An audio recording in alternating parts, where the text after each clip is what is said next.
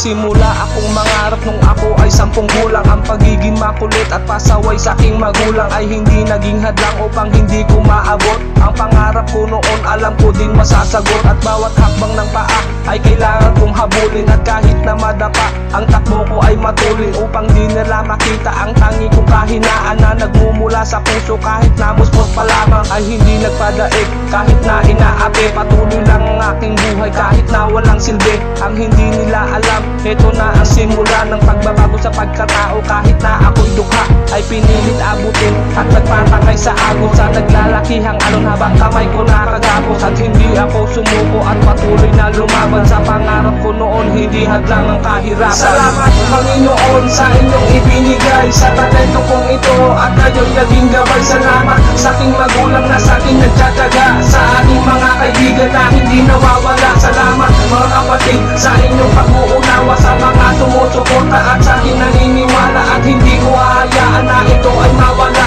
at kayo ang dahilan sa aking munting talata. Marami pang taon ang aking ginugol na para bang isang tali na nagkabuhol-buhol ay kailangan makalat upang lalo pang lumakas. Ang daga sa dibdib ko ay kailangang ilabas at sinisigaw sa hangin ng mga kataga na balang araw ay sisikat, di nyo mahahalata. Isa kayo sa mga saksi sa makakakita kung paano ko gawing dugo ang tubig sa sapa. Alam ko, imposible pero kakayanin ang mga pagsubok sa aking buhay kahit alanganin. Hanggat meron akong kaibigan at mga magulang, mga kapatid at asawa na hindi nagkulang, dahil sila ang dahilan sa bawat pahina ng aking buhay. At heto kaya laging masigla at hindi ko hahayaan na ito ay mawala, dahil sila ang dahilan sa aking munting talata. Salamat Panginoon sa inyong ibinigay sa talento kong ito at kayo'y naging gabay. Salamat sa aking magulang na sa aking nagtataga, sa aking mga kaibigan na hindi nawawala. Salamat mga kapatid sa inyong pag-uunawa, sa mga sumusuporta at sa aking naniniwala. At hindi ko hahayaan na ito ay mawala, at kayo ang dahilan sa aking munting talata. Nagsimula akong sumulat ng mga kataga, napapakinggan ng lahat at papatok sa madla, upang sa ganun kahit papano ay maipakita ang talento kong taglayin na wala sa iba. At patuloy na sumulat hanggang makilala ang masasabi kong kaibigan at hindi pabaya.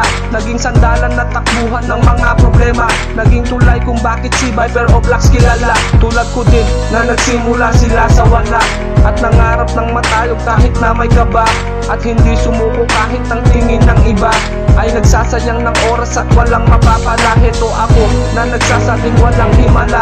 Kung ikaw ay marespeto at marunong magtiyaga, balang araw magbabago nang walang pangamba. Tumingala sa itaas, kasama mo ang Diyos Ama. Salamat Panginoon sa inyong ibinigay sa talento kong ito at kayo'y naging gabay. Salamat sa aking magulang na sa aking nagtataga, sa aking mga kaibigan na hindi nawawala. Salamat mga kapatid sa inyong pag-uunawa, sa mga sumusuporta at sa aking naniniwala. At hindi ko hahayaan na ito ay mawala, at kayo ang dahilan sa aking munting talata. Ibinigay sa talento kong ito at kayo'y naging gabay. Salamat sa aking magulang na sa aking nagtataga, sa aking mga kaibigan na hindi nawawala. Salamat mga kapatid.